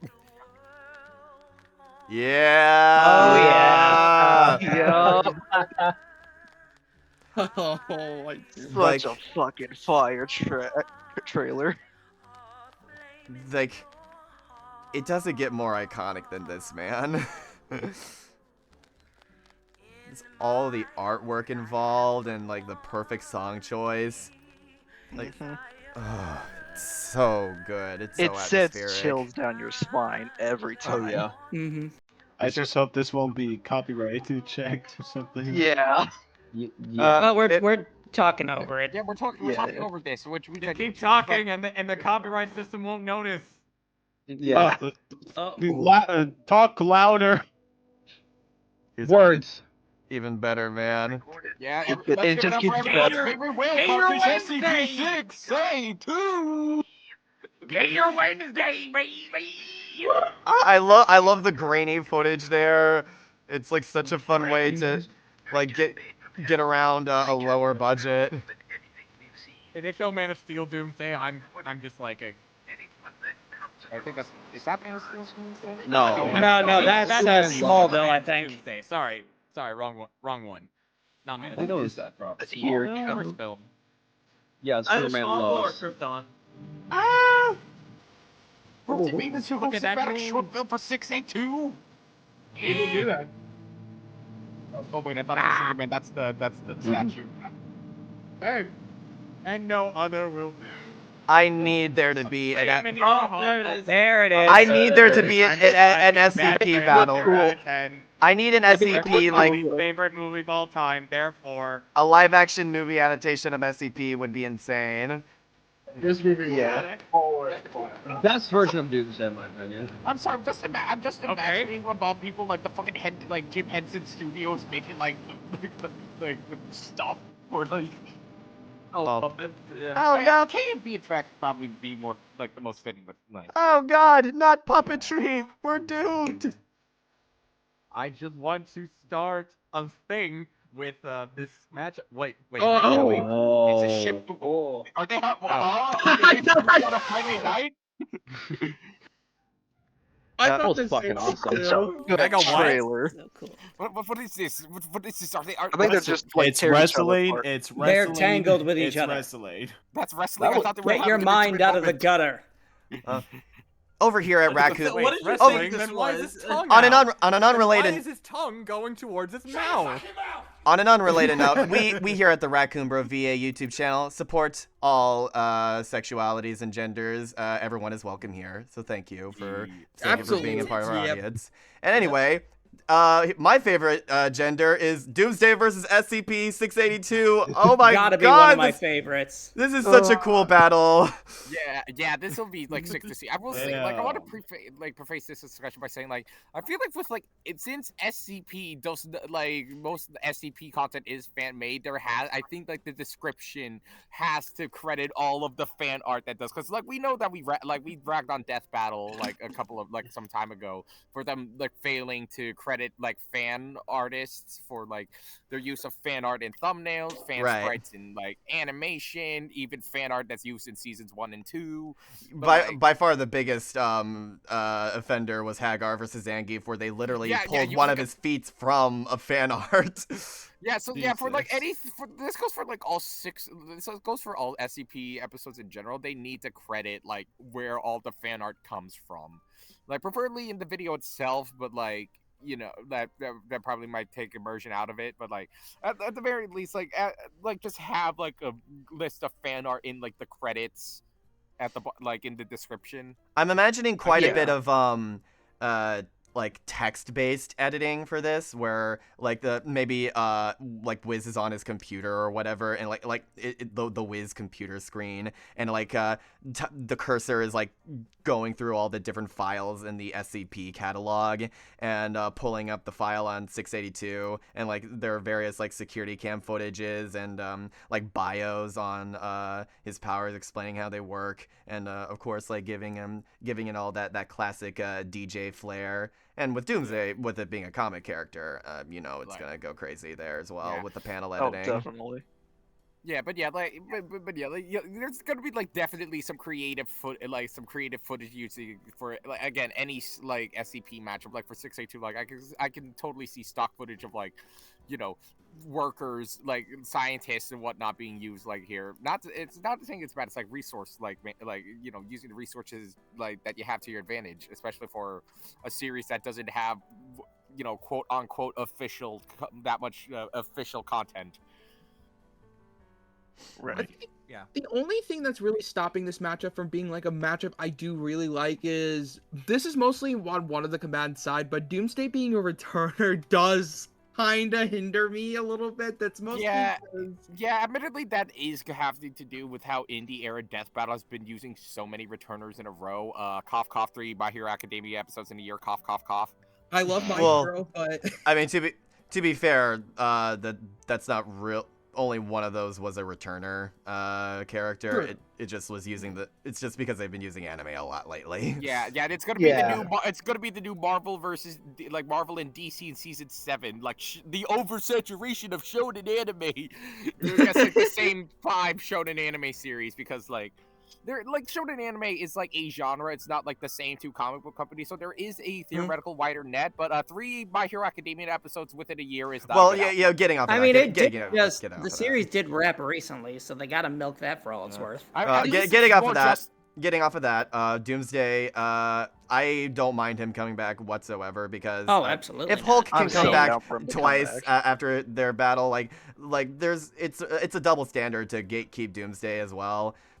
There's like I'm sure there's a lot more to talk about like with his history and like seeing if he's like adapted anymore, like since one of the more recent things he's gotten is the Doomsday virus, I'm pretty sure. Oh, yeah, that's like one of the big things. Did that not exist back in Hulk versus Doomsday? I think it did. I guess not. It might have. I don't know. But the thing is, though, with Doomsday, he's not really a character, like, from what I have, like, at least heard, he's not a character that has been really, like, been expanded upon in terms of, like, his quote-unquote nuance, because at the end of the day, he's just a mindless monster who goes around just beating people up.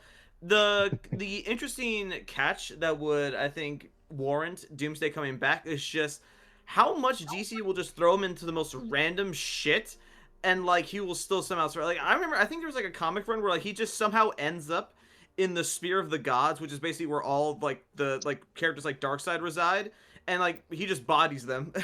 It's my like God. so stupid. I'm pretty sure there was another time where he was straight up just sent to hell, and he broke out of hell somehow. Yeah, of course he isn't there did. isn't there like a recent thing in DCKO where he becomes like the keeper of time or something like that? Oh Yeah, it's something like that. But on DCKO, oh my god, so stupid. Okay, sure. Focus on DCKO. Yeah, did Homelander at least lose at the end, despite like somehow It being on par was- with Superman? I mean, He they just warped him showed up away and- before he could do any more damage, I think. Yeah. Yeah, I think that's It was what kind of they did. pathetic to be honest. It was kind of pathetic to be honest. Cop-outs. Which I mean, it fits for Homelander. Like he deserves a pathetic fight. No, I mean like the newcomers, they just showed up, fight, and then after that they're just gone. Like that's it. It's just completely wasted. I do have on that note of like Doomsday getting new stuff. Like, what does the debate look like right now? Because I know S682 was winning at some point, but I don't know if that changed. I have no idea who's winning now. I'm fairly certain it's Right now either on draw status. I think it's either 682 wins or it's stalemate. I'm pretty sure. Yeah. Well, here's the thing, because like, is 682A still considered canon, or is that like non-standard? No clue. Yeah, like I can see this being in a which one are you stalemate, talking but about? but like You're talking both about- combatants die. But like, Wait, are you talking about 6820? yeah, that's what I meant. 6820. You know, like the funny I win where believe- like Doomsday loses by becoming too smart. Wait, I thought you were talking about that. I remember what you're talking about. As far as I know, the way that SCP is structured, if it's on the site, it's canon. Because they are very rigorous with what they want on the site. Yeah, but So- I guess Yeah, what like- I meant is that like is the 6820 form standard for normal 682? I would say that it's standard because it makes sense to the story of 682 that he would be something we can't understand. Yeah, at our intellectual level. Yeah, I will say this. I will note about like how this matchup like also like gained popularity because of the whole DC streak back in seasons 5 and 6. So like, I think that's like heavily died down, especially after Kyle died to Simone last year. But like I do wonder if that like now there's no like, oh, we need DC to finally, we need a DC herald to finally lose to a non-Marvel character. Like with that stigma out of the way, like how does this affect this matchup's like your guys' views on the matchups now? It's still I like it. I love it. It's in my top 20. It never affected it. Yeah, Like, it never affected it for me. Like I'm not a massive fan of SCP, but like I'll tell you this right now. If I had to pick any other matchup, it'd be this, because like I'm just interested to see how they'll like do this, especially like for the death. I can imagine like I don't know too much about SCP, but all I can imagine is just like 682 just like overpowering Doomsday, and just Doomsday just trying to hold on, just trying to adapt, but it's just too much for him. That's what I feel like that would be a cool climax. So that's what I'm most curious about, because I see a lot of people say that 682 wins, and the big like appeal of this matchup is just how insanely unkillable both of these two are, like to an annoying degree. But I wonder what it is that 682 has that Doomsday has never dealt with before. I'm not entirely sure. That would require a very big deep dive into SCP, and I have not done that. Yeah. I am not like this is SCP is something that is way out of my wheelhouse, so I can't. I can't. Unironically, and I do agree with Sherm on this. I love this matchup. Don't get me wrong, but I think Toru versus 096. Yeah, 096 would be a better introduction because 096 is a more straightforward character. I see. However, I do Realistically, think yeah. that battle should still do this matchup. Yeah, because- I'm fine with, Definitely. I'm fine with either like 6-8 Doom or 096 versus Wonder of You happening like first like over the other, because like I'm fine with like either. I know there's, I feel like but it's like, oh, this specific character for this series has to be the first one. Like it does feel like they have been hinting at it because of like the visual edits that they made in one of the episodes where Wonder of You like I know which showed up. Tom versus Wiley. Tom Wiley. Was Milo Murphy also there? Yeah, Milo Milo Murphy said- and yeah, it was Milo Nagito. Murphy. Like I swear, Nagito coming right after Milo has to be an intentional reference to how that matchup was like Yeah. a thing back then. Like that had to be intentional. That's so ridiculous. So But- if anything, yeah, like it seems that that's possibly what they're hinting towards. But at the same time, if they do this one, Imaginary Axis would be a very fun guest researcher to bring on. I think. Yeah, that cast was still legendary. Like Liam tries It's to do still his such a usual, good cast. Like Liam tries to do his usual yeah. bullshit, and then Tyler immediately shuts that down. Like, Mhm. but Doomsday had this thing. Oh, you mean that thing that didn't exist back yet? Back then, like, oh, legendary. I just know that the way that SCP works is that if literally anything Death Battle brings up gets removed after the episode releases, then like there's a non-impossible chance that the outcome they go with will automatically be wrong. Yeah, I think they I remember them saying before, like, if we ever bring an SCP character on the show, we're not going to include any information that was added to the website after we announced the episode. Yeah, there's gonna be like a cutoff date. Like they're gonna explicitly say like a cutoff date because like Well, the like, cutoff they date- just say, Also see them just straight up- SCP 69420 can solo the infinite omniverse and SCP 682 scales to that. Like no, they're not gonna do that. Well, What- the cutoff what would in- simply just be whenever they start production on this episode. Or actually, well, no, because they have shown in the past that like they can factor in new information that shows up halfway Phoenix. through production. What, Yeah, like Phoenix. Operation Phoenix. Yeah, Operation Phoenix and no, the other Rick and Morty thing. But yeah, like I think we talked about like the whole like matchup and thing. Like, what do we want to see from like the actual fight itself? Because like I think like obviously it would be cool to see like the SCP Foundation try to contain Doomsday and utterly fail at it because it's Doomsday.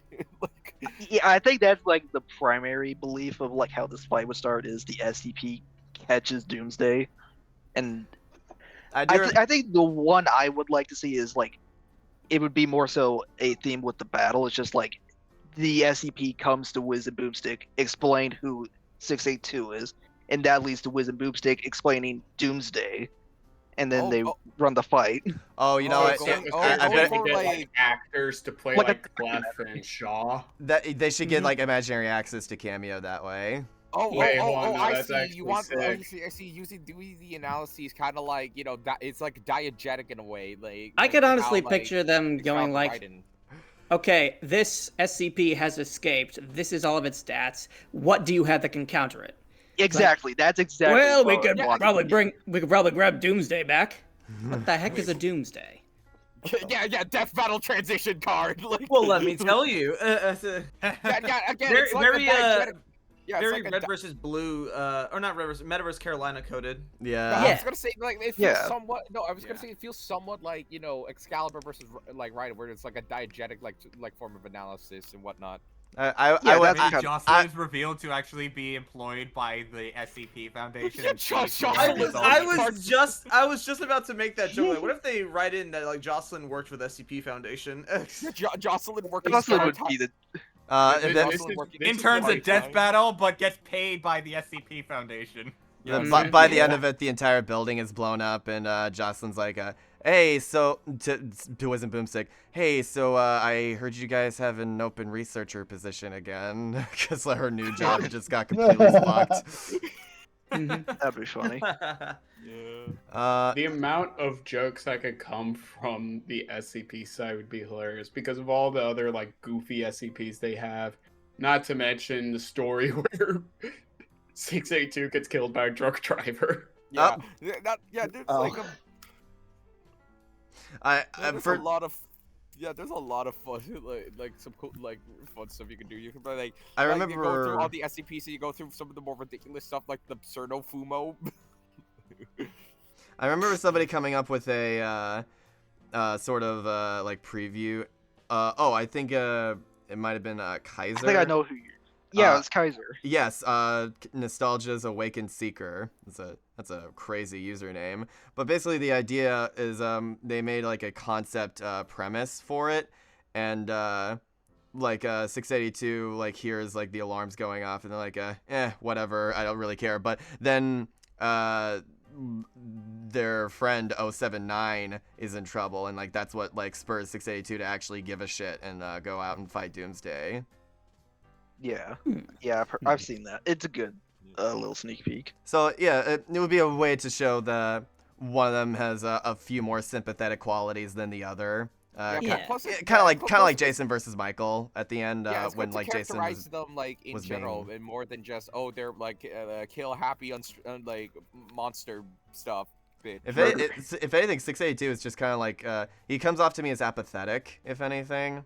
I do not vibe. Right, just like people. I do not vibe with this world. If anything, like him being, he kind of like chooses to be in the SCP Foundation because it's like how the hell else would they be able to contain a monster like that? Like nothing could kill me. No, I'm sorry. I'm sorry. Dude, you're screwing up my summer home. No, I'm sorry. I'm sorry. I was like thinking like no, he chooses to become captain because like I don't know, he just like people would just like scream at him for like while he's waiting at a Starbucks. It's like, oh my god, it's a dead whale carcass. They have the best snacks. I would love to see them play around with like security cam footage for this battle. Go all Five Nights at Freddy's. Like maybe Wiz and Boomstick are watching it on their feed, and we get different angles of the battle within the Foundation. And like have a little montage of them crashing through a bunch of rooms. Yeah. So you know how in Cabin in the Woods, like they were like the chaos that's happening on every screen. What if there's just like they have like multiple security cam footage, but it turns out one of them is just like a random out of place reference, it's like somewhere like. Cabin in the Woods is a very fun movie. I haven't seen Cabin in the Woods. I've only seen the kill count for it. It's hilarious. With this is just as long as they get like the creepy vibes down and show off some very fun esoteric survivability powers, I think you got a slam dunk, because that's how you make this one different from Hulk versus Doomsday. With that one, it focused more on just like the quote unquote like hulking building destruction side of Doomsday, but with this one, this is their chance to like hone in on like the monster, like just scary aspect of him, and have that like the unkillable monstrosity. I want it to be like less action packed and more like horror movie, if that makes sense. I was about to say like go like full in on like the horror like elements and whatnot. Like have a bunch like have gore with like every hit. This one's gotta have an insane kill count too. That's why I'm predicting that this match will every be collateral around. I feel like this match will probably happen around Halloween time. If anything. Honestly, I would see that. I would not complain if this was the Halloween episode. I know everybody's been like, neither would I. There was like either it's got to be Mysterio versus Scarecrow. It's like no, Freddy wise, like, and then or Luigi versus Pac-Man. If we do another spoopy one, Luigi versus Pac-Man would be my pick. It can't be this year since Pac-Man made it like decent. Made a decent way into the island, Like they did say that any anyone that is a topic for another day. Yeah, true. Yeah.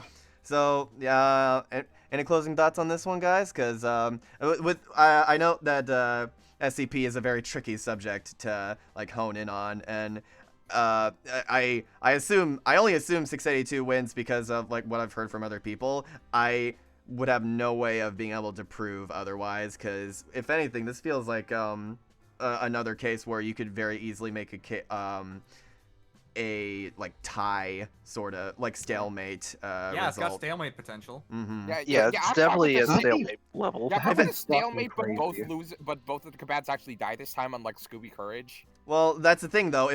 If they can't die, you know what I mean, like die in quotation marks. And also like more like Chuck Segata ending. They're still fighting. Because like Hulk versus Doomsday, like some people argue that that's a stalemate now, which it probably is. Like I don't think Doomsday has any way past the green door. Like I feel like he doesn't successfully. And Hulk has no like nothing beyond brute force that could kill Doomsday. So. Like there are some arguments to be made for Hulk, but more or less, it's very close. So about 6-8 Tuesday, I do want to bring up one of the funniest things, because like Doomsday's best win condition in this matchup is literally the 682 using one of theirs. Again, so like a reversal. Yeah, no, like Oh. 682 wins by Doomsday becoming too big-brained. Like, Interesting. Oh, you know what? That would be cool. That's another funny Because thing. I think 682 talks. Like that's something that. Yes, yeah, He does, yeah. 682 talks. So you He's get intellectual. you got to get a cool voice for him. Obviously, there are a lot of options there. That would be really interesting. Like Doomsday starts out like all hulking and stuff, but then like he adapts and then he starts like speaking fluently, almost like Frankenstein's monster in the original book. And true. that could be pretty horrifying. When you heard of when does the man become a monster? When does the monster become the man? Like, yeah, we get an Animal Farm-esque situation. Yeah. Who's really who? yeah. Shout out to that snake bite rap battle, by the way. That was like. Oh, that was so fun. good. Animal Farm So versus you're saying Seth Lord of the Rogen Flies. is gonna be in this match? Seth Rogen as 682 goes hard. Oh my god. Yes, sir. God. Dear God. Hey, I'm 682. I hit everything. Honestly, we're joking. I could picture it. I honestly can. it's not that far out of the realm of possibility. And then Doomsday gets killed enough times until he just becomes Seth Rogen. It's like, they both start laughing together and they share a beer and that's how the battle ends. No, it just turns out Doomsday's voiced by Aquafina. No, they don't share. They don't share beer together. They smoke weed together. Oh. Yeah, they're smoking weed and then Custer and Boomstick being like, damn it, I would never have guessed that Deadpool versus Pinkie Pie for this of all episodes. Like, what has our lives come to? Why do we even do this show anymore, Wiz? This is so stupid. Okay, so we got Doomsday voiced by Aquafina and 682 voiced by Seth Rogen. Who is TJ Miller gonna voice? Can it be that? Ringmaster. Can it be SCP-999 like the Blob one? Miller's Ringmaster? Ugh. Oh god, they would do that, wouldn't they? No, TJ Miller. I think his voice probably fits Dummy a bit more. Mm-hmm.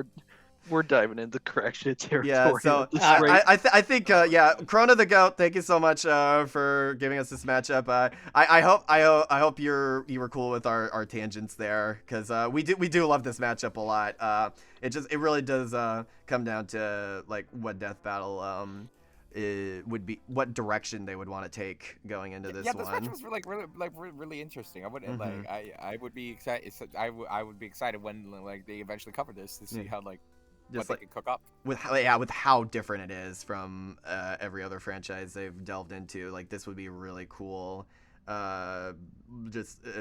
Look back on like a collaborative project that the internet like came together on and celebrating that. Because that's something I love to see. I love to see people on the internet like coming together to create something cool. And we can ignore that. So thank you again for being a member, and thank you all so much for joining us on this episode of Trash Picks Talk. And we will see you all in the next one. Take care. See ya. Bye-bye. Have a good one, folks. See y'all. Game's coordinates Boomstick. Oh god, you Raccoon Bro. Raccoon Bro voice actor. I'd give Raccoon Bro VA a 240 out of 10. I love Raccoon Bro.